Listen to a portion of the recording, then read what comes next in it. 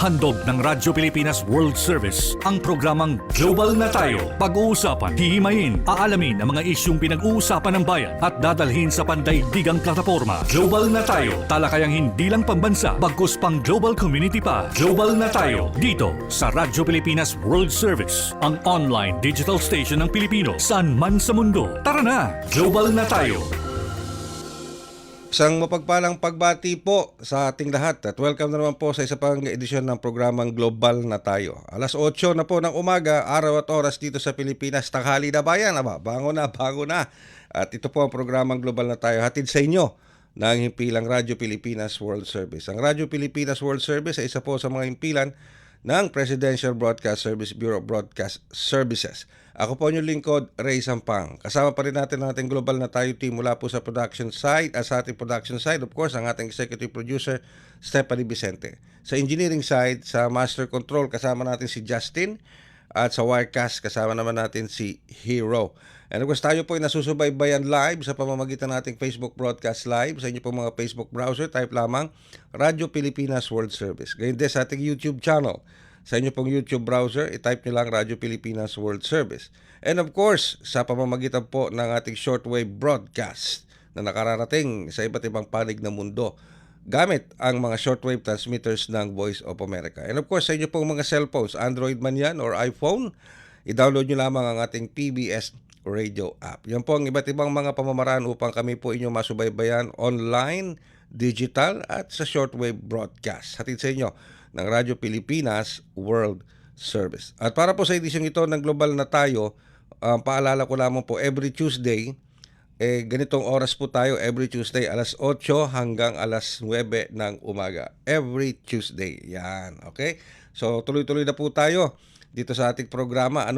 So, ngayong araw na ito, napakarami po nating pag-uusapan. Kasi napakaraming naging kaganapan kahapon sa Senado, maging sa House of Representatives. Unahin muna natin sa House of Representatives. Sa House of Representatives, na-impeach na po si Vice President Sara Duterte na mga miyembro ng House of Representatives, gaining more than one-third required votes. Nasa 254. I think nasa ganung bilang, 254 ang bumoto pabor upang ipanik ang impeachment trial sa Senado. Alright? Samantala, sa Senado naman, nagkaroon din ng komisyon, nagkaroon din ng aksyon sapagkat biglang nagpakita si Senator Ronald Bato de la Rosa at nagkaroon pa nga po ng komisyon doon dahil hindi nga daw po siya, batay sa mga balita, hindi po siya pinapasok o tinangkasang harangin para makapasok sa plenary hall ng Senado. Bakit ba nandoon si Senator de la Rosa? Ilang buwan natin siyang hinihintay, ilang buwan natin siyang hinahanap at bigla siyang nagpakita sa Senado.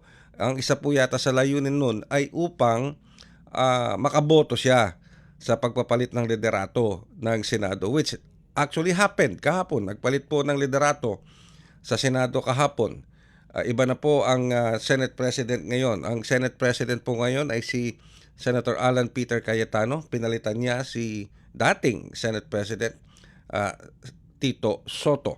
Pero of course, yung naging kaganapan kahapon sa Senado ay napaka-dramatic, napaka-full of action. Dahil nandoon ang NBI, nandoon din si dating Senator Antonio Trillanes na may hawak na arrest warrant galing sa International Criminal Court. Pero siyempre, hindi naman basta-basta ibibigay ng Senado o papayagan ng Senado na isurrender ang isang miyembro ng Senate ng basta-basta na lamang ng ganon, especially kung hindi ito dumaan sa protocol. Okay? Ayan. Pero nakatutok pa rin po tayo dyan sa mga kaganapan hanggang ngayong umagang ito. Kasi batay po sa report ng mga nakukuha natin, may mga tao po ngayon, may mga grupo ngayon na nagtitipon-tipon dyan sa labas ng Senado, particularly before the gate ng Senate. May mga supporters ni Senator Bato de la Rosa dahil ayon sa kanila, ayon sa mga supporters, nagsasagawa sila ng ganung pagkilos upang maiwasang maulit yung nangyari kay former President Rodrigo Roa Duterte na nasa ngayon, ICC. Alright? Pero siyempre, bukod po sa mga nangyayaring ganyang politika, impeachment, pagpapalit sa Senado, marami pa tayong kinakaharap na problema sa ating bayan. ano po, lalo na yung ating mga overseas na nakikinig ngayon, ng mga overseas Filipino workers at Filipino diaspora.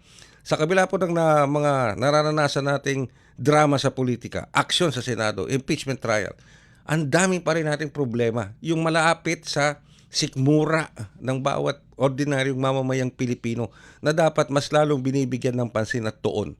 Pero alam nyo, ang isang ahensya ng gobyerno dito sa Administrasyong Marcos Jr.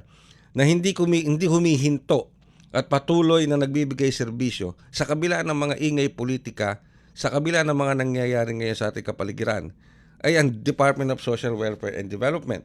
Bakit ko po nasabi yan? Sapagkat ang Department of Social Welfare and Development patuloy sa pagbibigay ng cash relief assistance at kung ano-ano pang mga assistance na binibigay nila sa ating mga kababayan. At kasama po natin ngayon sa linya ng komunikasyon ng ating butihing spokesperson ng Department of Social Welfare and Development. Walang iba kundi si Assistant Secretary Irene Dumlao. Asek Irene, magandang umaga po at welcome back sa programang Global na Tayo dito sa Radyo Pilipinas World Service. Magandang umaga, Ray. Magandang umaga sa lahat po ng sumusubaybay ng inyong programa. Alright. Asek Irene, meron po kayong pagpapatuloy na pagbibigay ng 5,000 cash relief assistance para sa mga TNBS drivers at motorcycle taxi riders. Ano po ang layunin na pagbibigay nitong 5,000 cash assistance na ito? Well, tama, Ray. Nagpapatuloy po ang Department of Social Welfare and Development sa pamamahagi ng cash relief assistance sa mga tsuper natin dito po sa National Capital Region and outside NCR. Ang layunin po ng cash relief assistance na ito ay tulungan yung ating pong mga tsuper na maibsan ng iba't ibang mga suliranin na kinakaharap nila, bunsod nga po na nagpapatuloy na energy emergency. Ang ninanais po natin dito ay makaution yung impact nga po ng impact ng patuloy na epekto nitong energy emergency.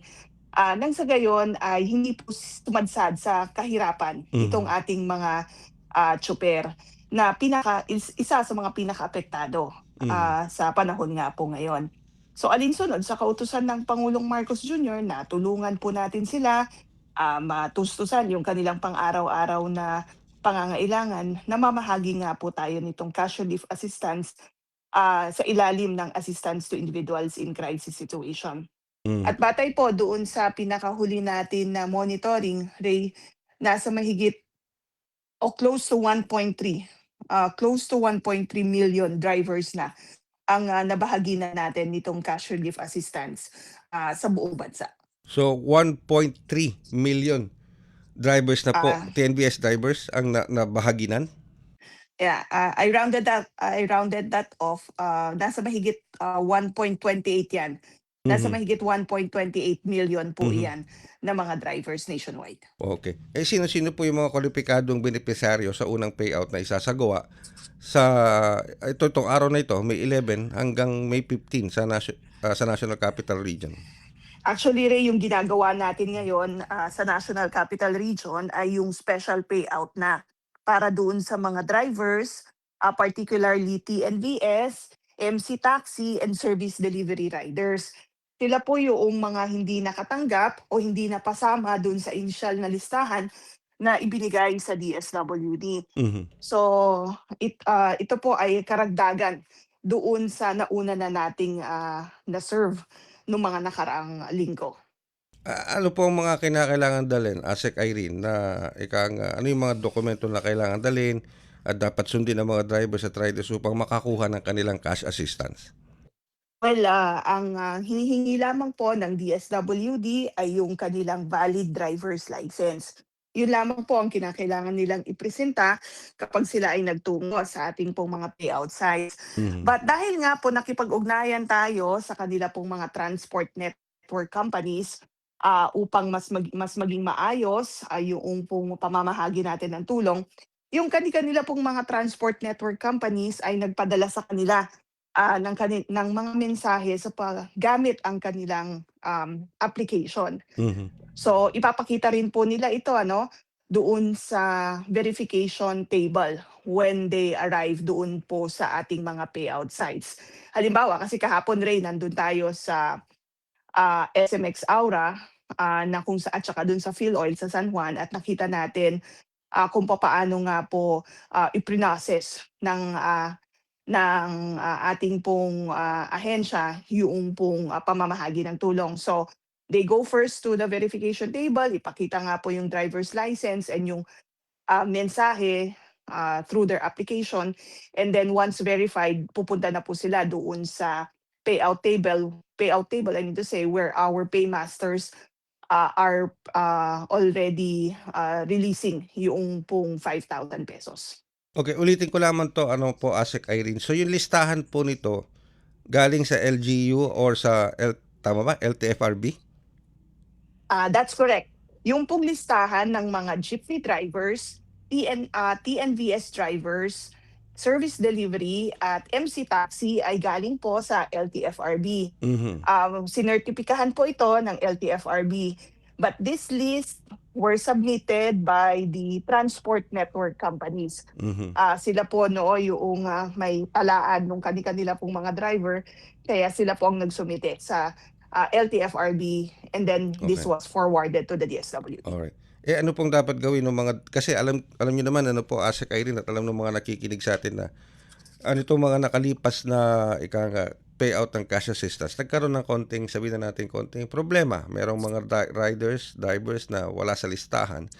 Meron naman na ayon din sa DSWD kay Secretary Gatchalian na yung mga hindi dapat kasama biglang nandoon. So how can we be assured na itong listahan na ito is the real true list na para lang talaga dapat sa benepisyaryo?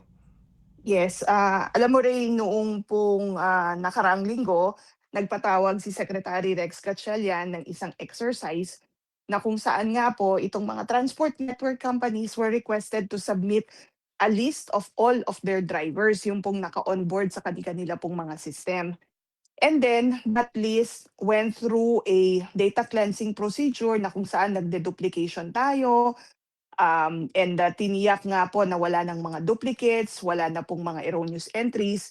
And from that, Sir Ray, we were able to generate na po the list na siyang ginagamit natin para sa Mhm. nagpapatuloy na payout activities natin ngayong linggo. Ayun. Just in case po, Secretary, Sec Irene, anong dapat gawin ng mga drivers at riders na wala sa listahan na hawak po ninyo?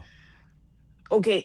Ang ating pong abiso sa mga drivers, kung halimbawa hindi niyo po nakita ang inyong pangalan doon sa listahan, hintayin niyo po yung post ng ibang transport network companies.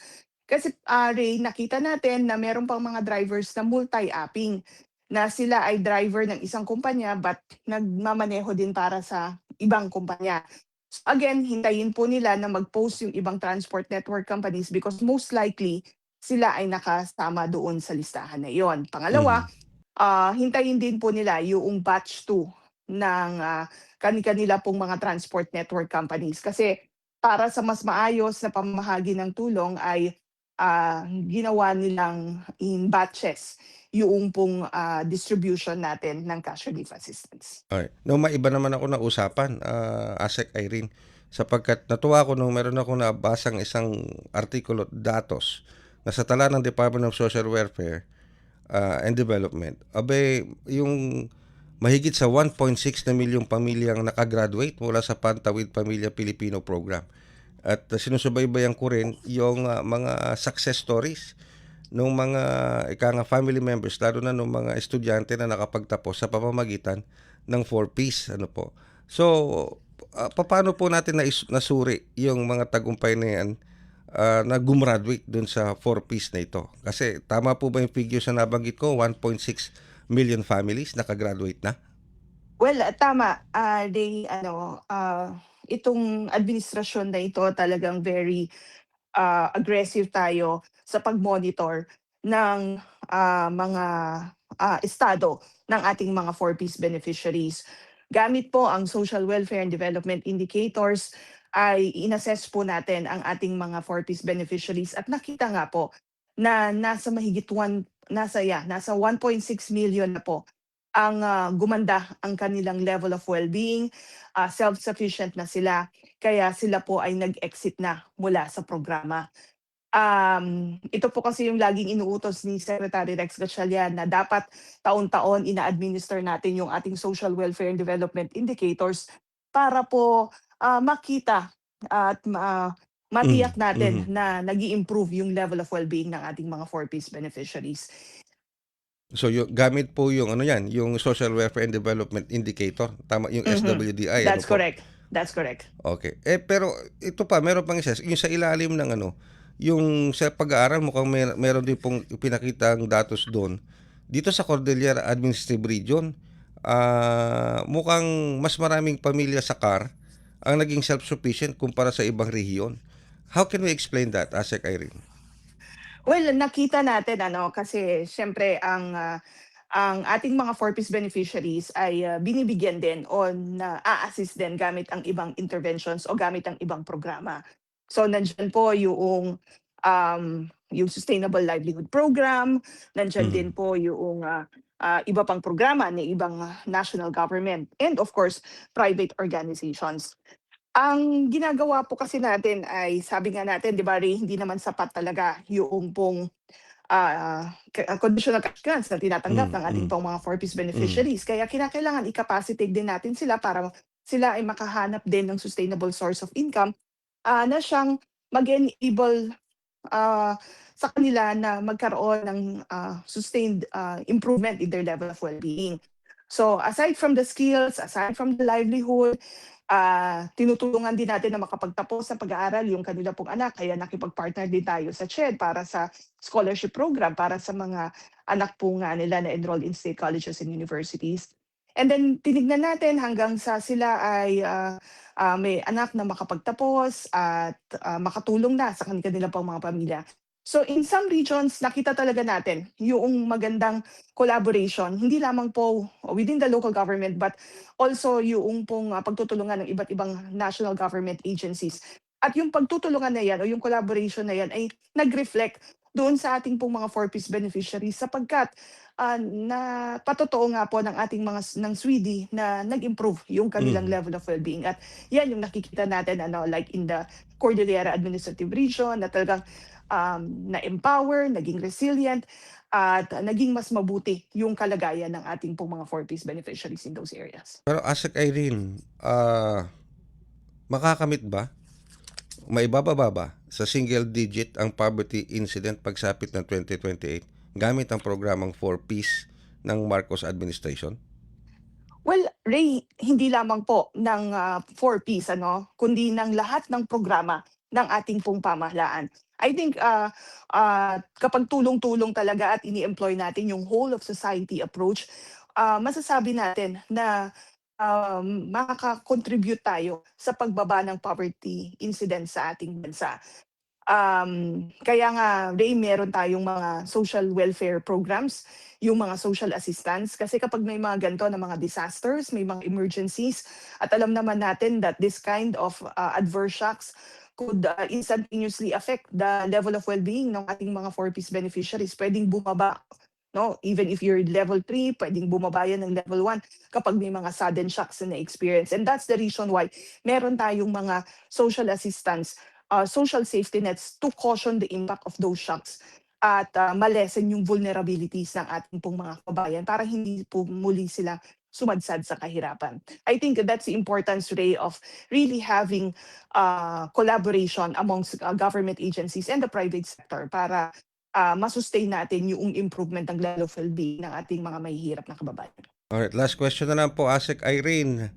Sa kabila ng mga nangyayaring political drama ngayon sa lipunan, sa Senate, sa House, sa impeachment, at kung ano-ano pang mga political noise na nangyayari ngayon sa ating lipunan.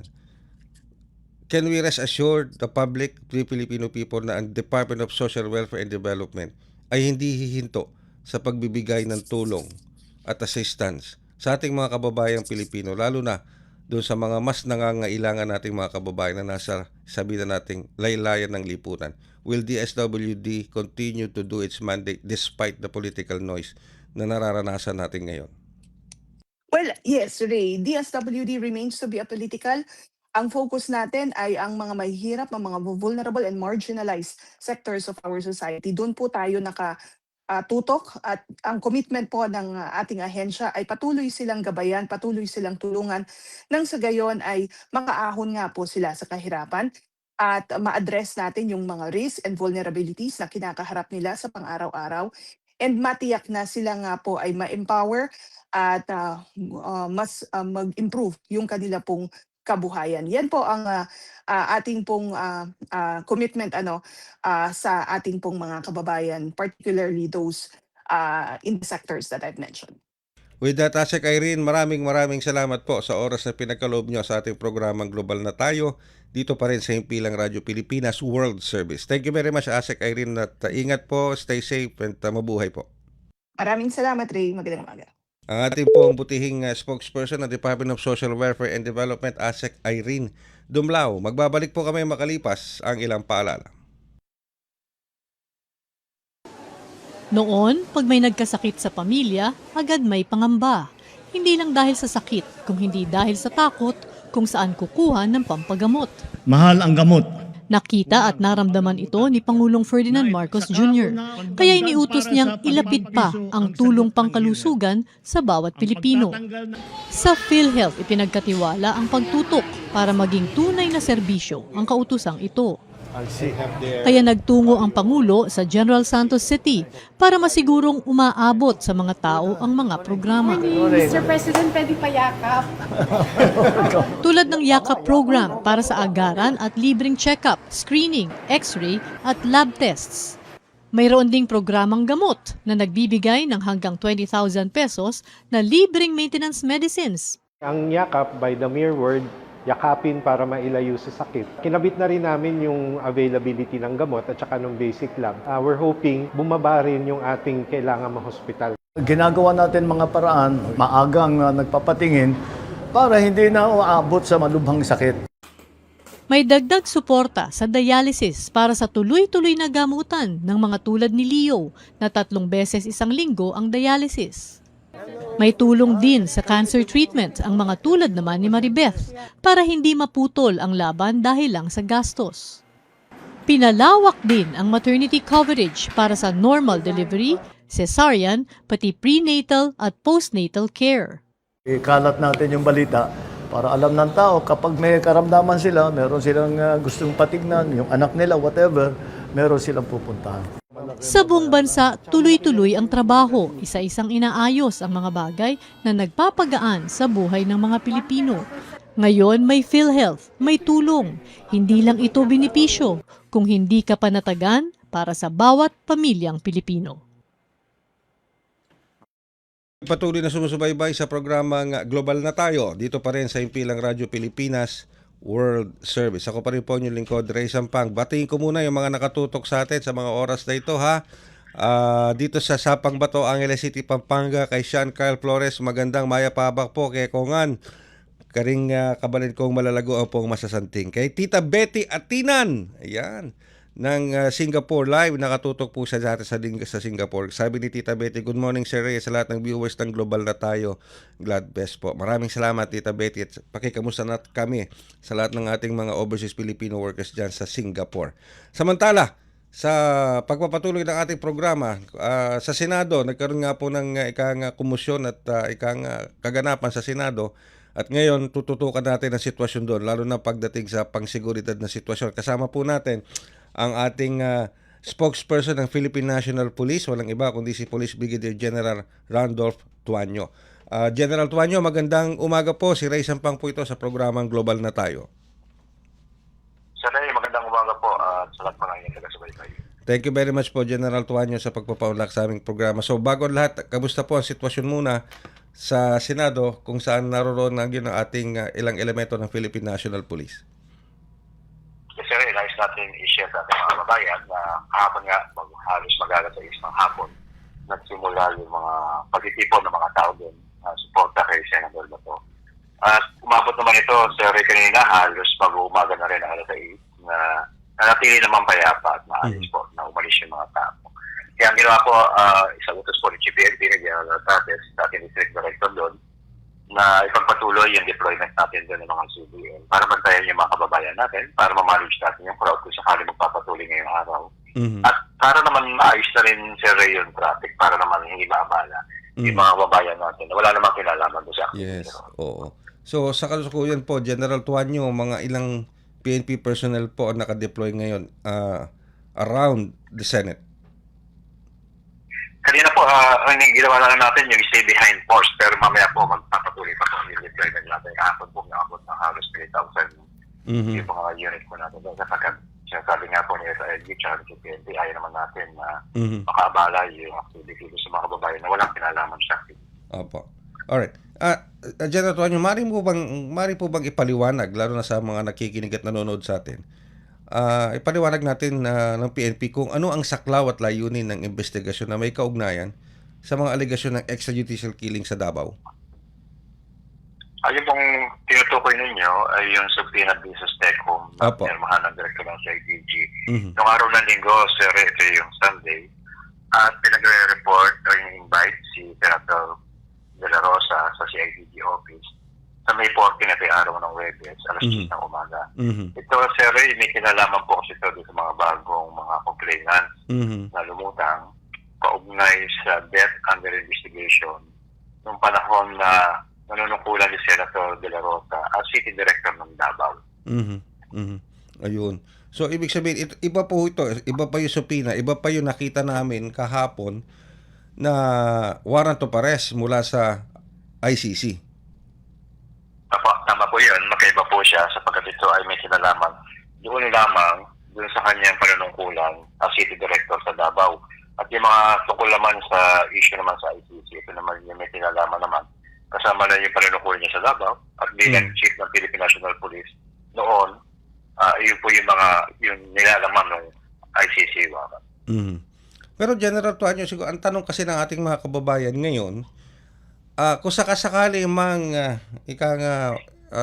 i-issue yung warrant of arrest tapos isasabay yung subpoena, sinong magse-serve ng warrant of arrest? Ang PNP ba? O ang NBI? O ang someone mula sa ICC? Yun ang malaking katanungan ngayon din ng ating mga kababayan. Sir, ganito po yun. Yung pong ICC warrant, dahil nga po hindi na miyembro ang Philippines since 2019, dapat po dumaan sa Interpol. Dahil tayo naman po ay miyembro ng Interpol. Ngayon po, sa Interpol, ito po ay dadaan sa NCB o sa PCTC natin. Na kung saan, sa PCTC naman po, magko-coordinate siya sa 4 po ng ahensya. Nandiyan po yung DOJ, nandiyan yung PNP, NBI, at saka yung Department of Foreign Affairs. Ngayon po, ang implementation po nito, ang sinasabi po base doon sa bagong rulings po, na dapat po may local court order o DOJ court order na sinasabi na pwedeng implement. So, ang implementation po, sir, pwedeng NBI, pwede rin po ang Philippine National Police. Okay. So, pwede NBI, pwede ang Philippine National Police. Tama po yan. Okay.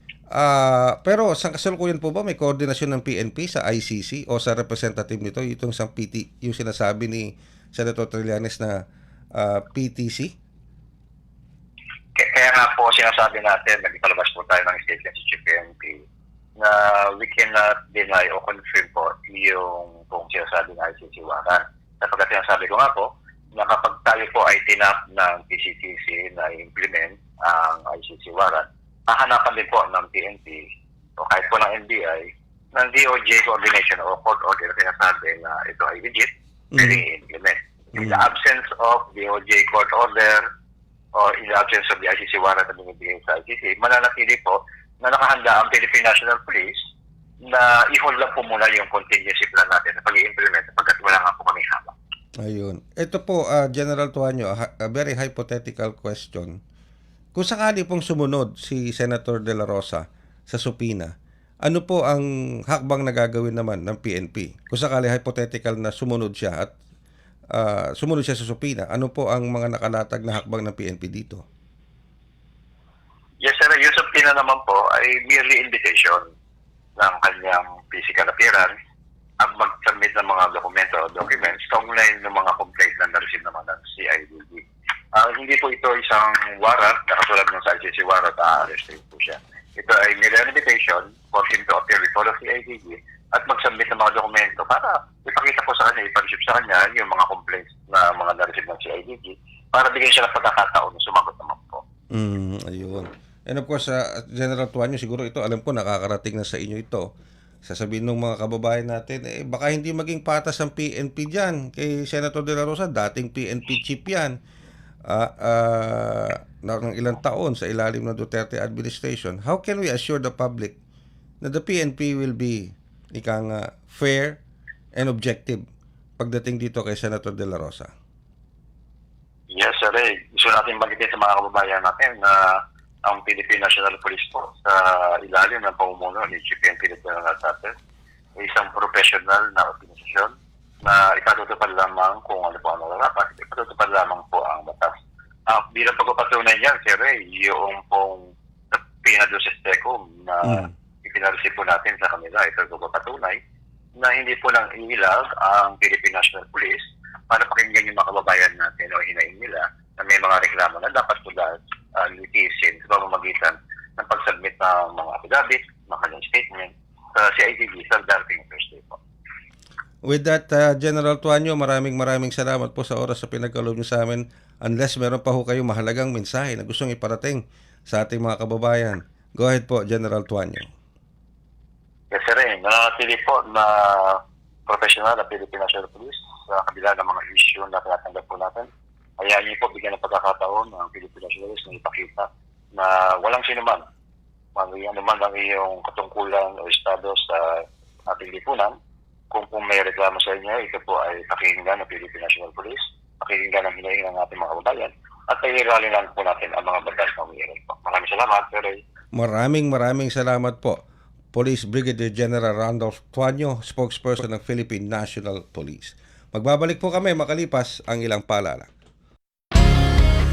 Paano nga ba mag-register para magkaroon ng schedule sa Bagong Pilipinas Presidential Action Center? Narito ang mga dapat gawin. Gamit ang iyong mobile device, pumunta sa eGov.ph app. Pwede itong i-download mula sa Apple App Store o sa Google Play Store. Gumawa ng account. Ilagay ang email address, valid mobile number, pagkatapos ay makakatanggap ka ng one-time code sa iyong email. Gamitin ang code sa eGov app para sa verification ng iyong account at ng mga impormasyong ibinigay. Congratulations! Meron ka ng eGov.ph app account. Pwede mo na ma-access ang iba't ibang serbisyo ng gobyerno kabilang ang mga serbisyo sa Bagong Pilipinas Presidential Action Center. Mabilis ang trivia, dagdag talino. Heto na ang Dagling Kaalaman. Alam nyo ba, sa mga PhilHealth covered cases, mayroon ng zero balance billing o no balance billing. Paano ito gumagana? Simple lang. Magpa-admit sa ward ng DOH accredited hospital. Ipakita ang PhilHealth ID o MDR, pati na rin ang government issued ID at admission documents. Dumiretso sa PhilHealth Help Desk para sa verification at processing. At paglabas mo ng ospital, covered na ng PhilHealth ang room and board, doctor's fees, lab tests, operating room, at gamot mula sa pharmacy. Layunin nito ay mas pantay, abot kaya, at tuloy-tuloy na serbisyong pangkalusugan para sa lahat ng Pilipino. Kaunting kaalaman na malaking dagdag talino. Abangan muli ang susunod na Dagling Kaalaman.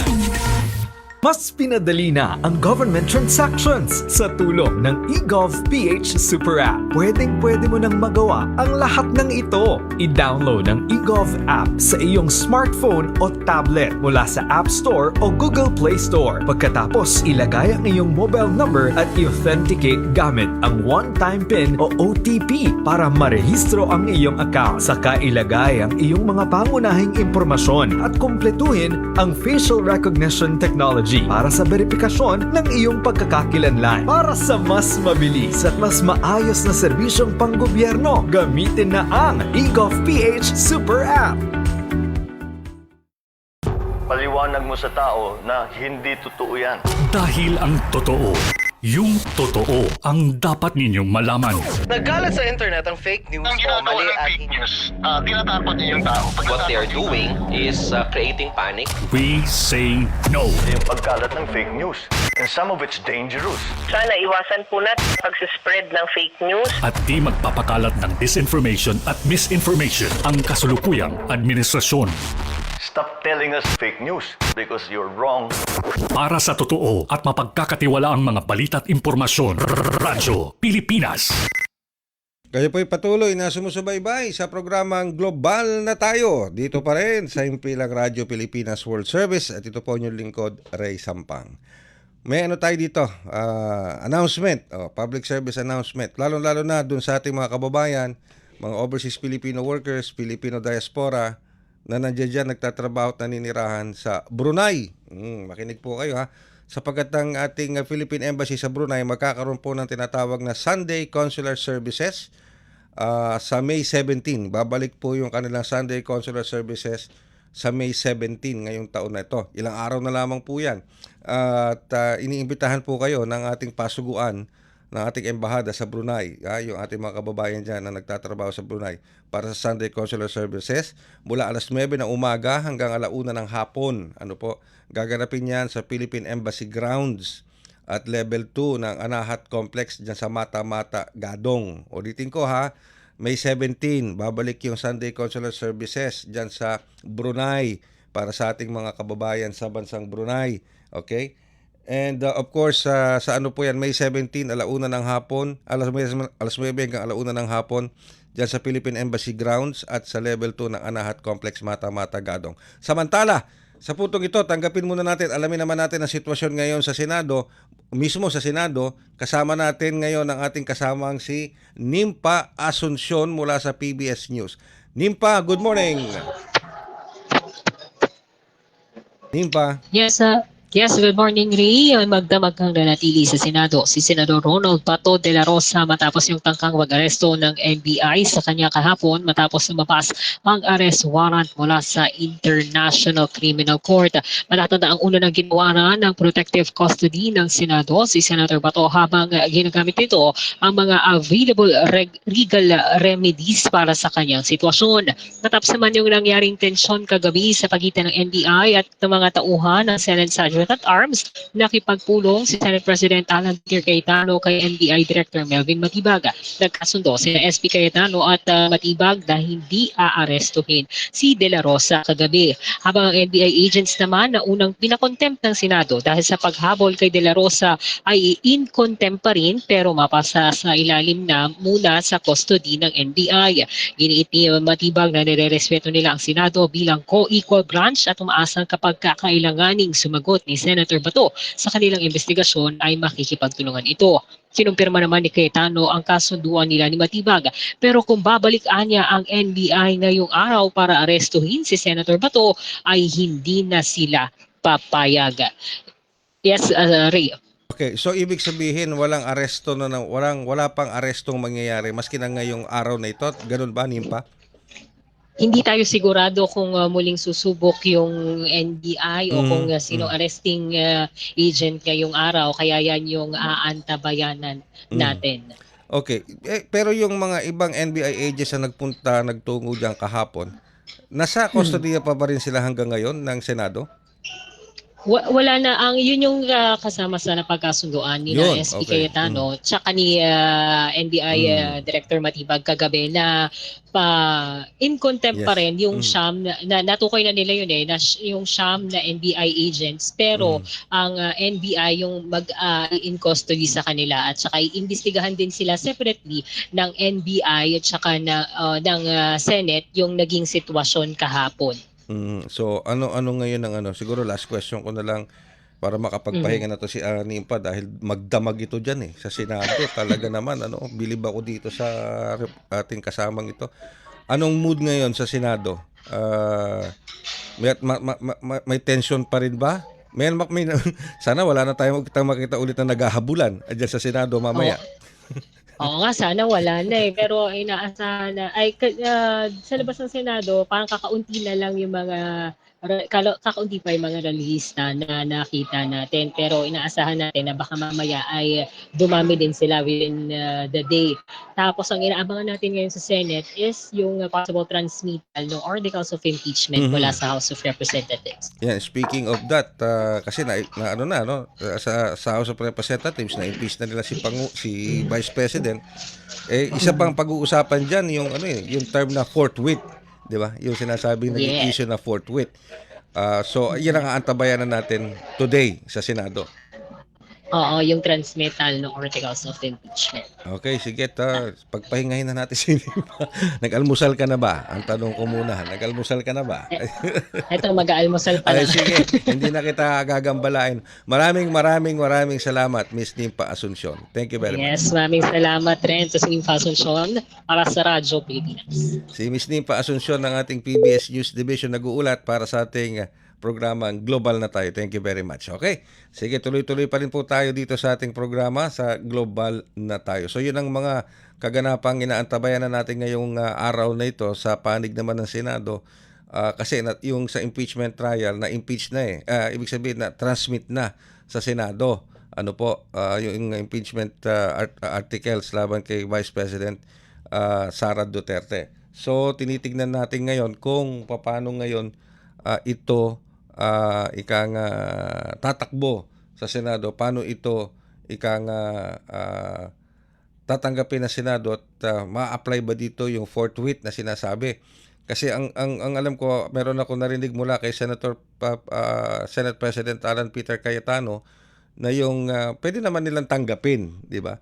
Yung articles of impeachment, yung galing sa House of Representatives at mag-convene muna sila.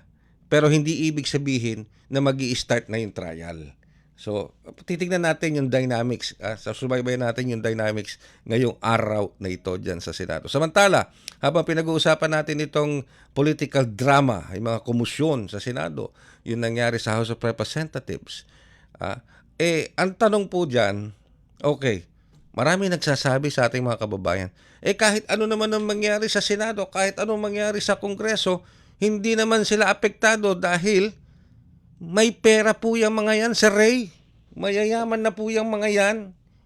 Di ba? Samantalang ang epekto niyan, paano? Sa ating mga maliliit na mga kababayan. Katulad ko, katulad nyo, katulad nila Steph, katulad nila Justin. Nagtatrabaho araw-araw, minimum wage earner. Yung mga nasa laylayan, yung nagtatrabaho, yung pumipila para makabili ng 20 pesos na bigas. Yun ang mas apektado. Di ba? Totoo naman So, anong epekto niyan sa ating ekonomiya? Paano tayo ngayon tinitignan ng mga foreign investors at maging ng local investors sa nangyayari ngayon sa politika? Are we stable enough sa pananaw ng mga investors? Alamin natin mula sa ating Chief Economist ng Rizal Commercial Banking Corporation, walang iba kundi si Mr. Michael Ricaport. Sir Mike, good morning at welcome ulit sa Global na Tayo. Ay, good morning po, Mr. Ray, at sa inyong mga taga-subaybay. Nice to be back po. Alright, siguro diretso na ako, Sir Mike, sa aking katanungan bilang isang economist.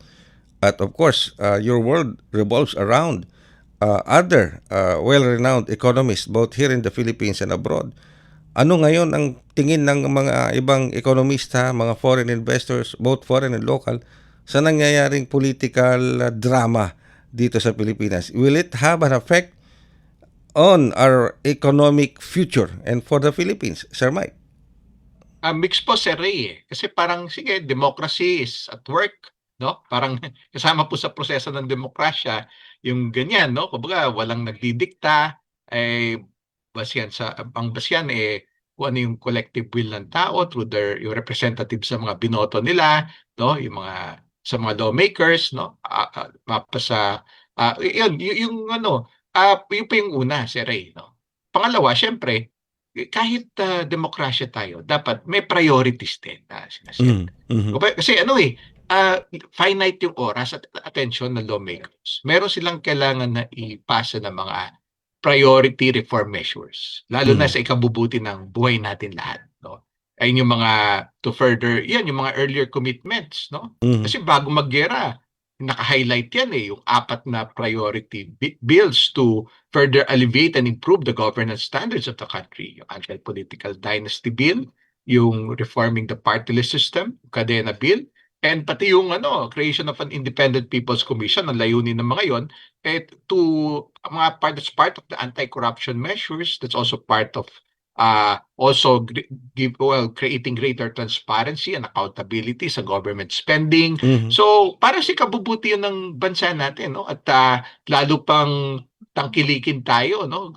Palakasin yung governance standards natin, palakasin yung ekonomiya natin, whether lalo na meron pang mga priority na legislation to say how to further yung mga iba't ibang Yeah. economic bills yun at iba't ibang ano rin po fiscal to further improve yung fiscal performance ng bansa natin, yung increasing the government Yes. revenues and at the same time improving din trying to also yung improve yung spending ng ating pamahalaan. Yung Okay. ba mas disciplined spending po. Sir Mike, ito bang nangyari kahapon sa Congress at sa Senado?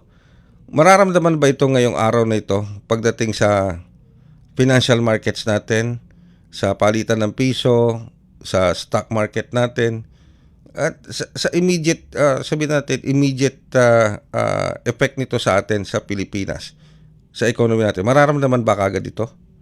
Nag-reflect po kaagad kapon, Sir A. Pero siyempre, may delayed reaction pa rin po. No? Nag-react na po kasi umakit yung dollar peso. No? Nako. Nag-61, balik sa 61, 61.15. No? Yung po yung closing rate niya. No? Mga halos 50 centavos din po yung inakit niya. No? Mula nung around 60.60 levels nung Biyernes. No? So, medyo naapektuhan po no. Pero yung world markets naman medyo stable. Kasi syempre although sige, hindi na talaga bago pero syempre may dynamics din yung mga developments kahapon, no. Yes. Yung political noise kasi meron na yan kahit late last year. Ito at saka a few days ago din, di ba, yung mga related din sa impeachment, no. Kasi ayun po yung bottom line ng lahat ng yan, Sir Ray. Yun nga, dapat yung attention ng both houses of Congress. Di ba? Well, kailangan may nakalaan din na oras doon sa mga importanteng kailangan nila i-legislate. Yung mga reform measures na yun. At maipasa yung mga yun. Kasi, halimbawa, from the point of view of the foreign investors, no? Kung ano pa yung mas makakabuti sa kanila na legislation, actually, both local and foreign investors. At yung, yung makakabuti sa kanila, makakabuti sa ekonomiya, makakabuti sa ating bansa, no? Lalo na yung pertaining to the governance standards kasi that's really na-recognize na since late last year yun no? That's part of the reforms para talaga i-alleviate and improve yung sentiment and confidence ng investors sa ating bansa. No? Kaya dapat may nakalaan po talagang panahon din para doon. Kasi otherwise, ang risk po dyan, ma-distract yung lawmakers natin. Yung oras, yung attention, at yung energy po. Sir Mike, kung ikaw halimbawa, kung bibigyan ka ng pagkakataon ng administrasyong ito, ng gobyerno, ng bansang Pilipinas, na makipag-usap sa mga local at foreign investors, sa likod ng mga nangyayari ngayon sa Pilipinas, sa politika, sa Senado, sa House of Representatives, at sa nangyayari in general sa Pilipinas, sa kinakaharap din nating Middle East crisis.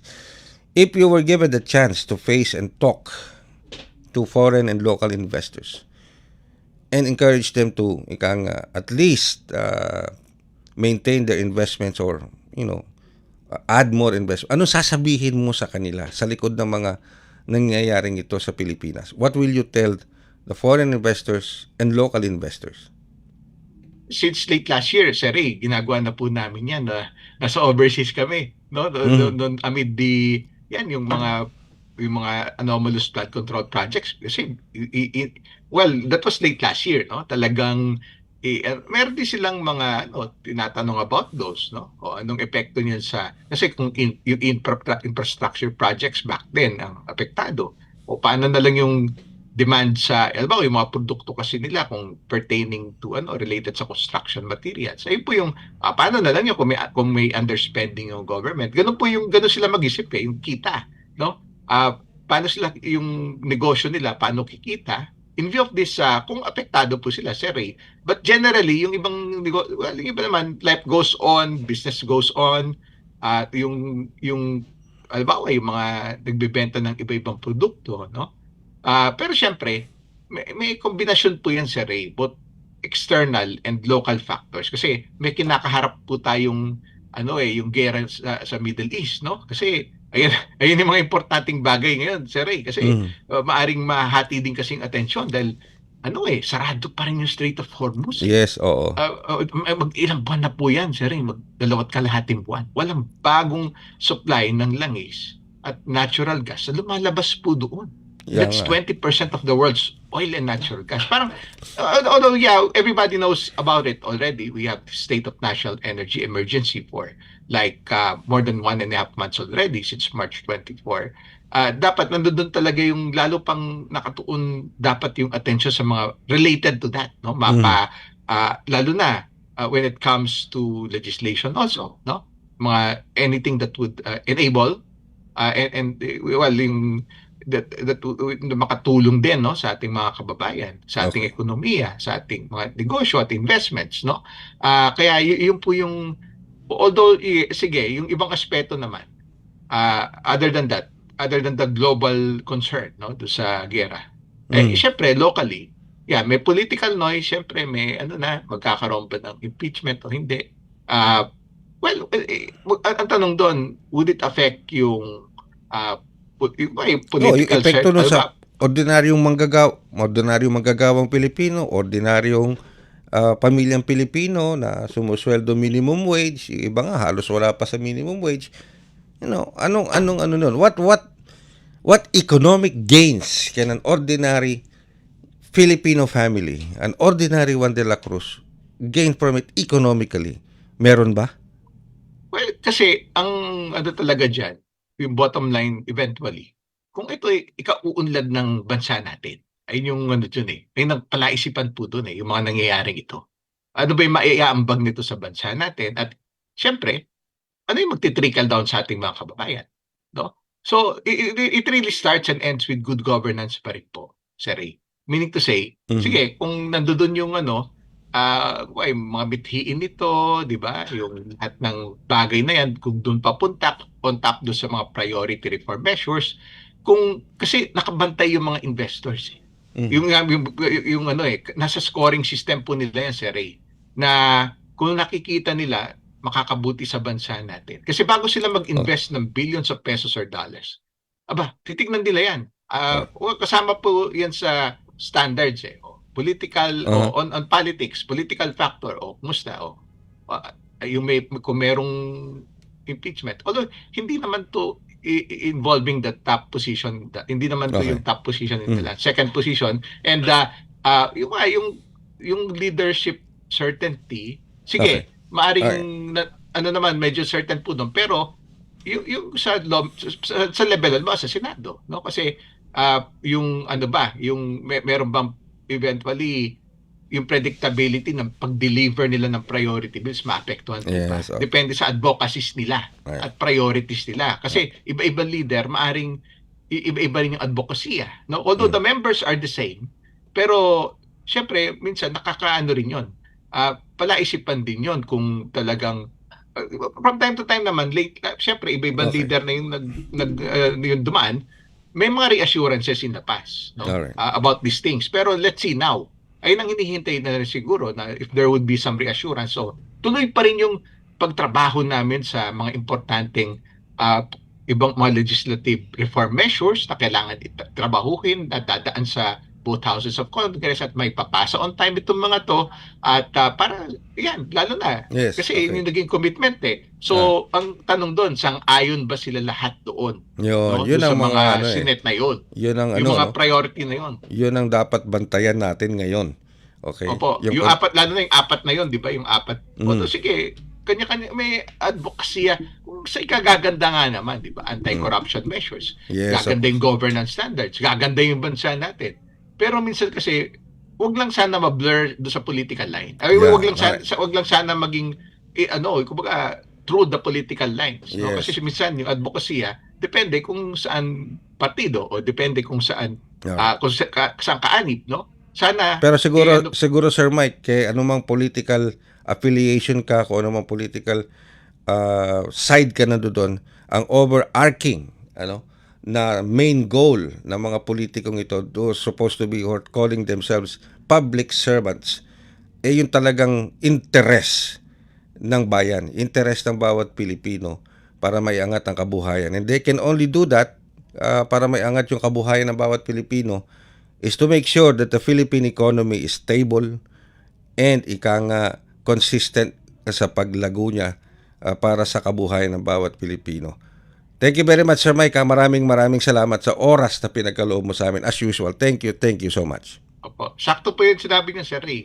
Yung predictability, kumbaga. No? Yung po importante, yung certainty, predictability. At yun, if it would be properly reassured also and communicated just like in the past. So maraming salamat po at magandang umaga po sa inyo lahat, Sir Ray. Ang ating pong butihing Chief Economist ng Rizal Commercial Banking Corporation, Mr. Michael Ricaport.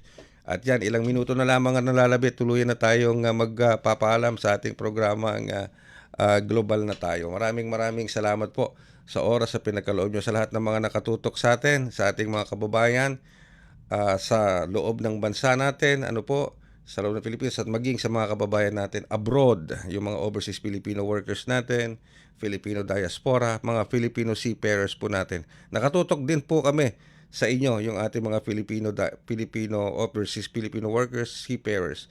At sa mga susunod pang mga edisyon ng Global na Tayo, magpo-focus po rin kami sa inyong mga pangangailangan at mga serbisyo na para sa inyo. Alright?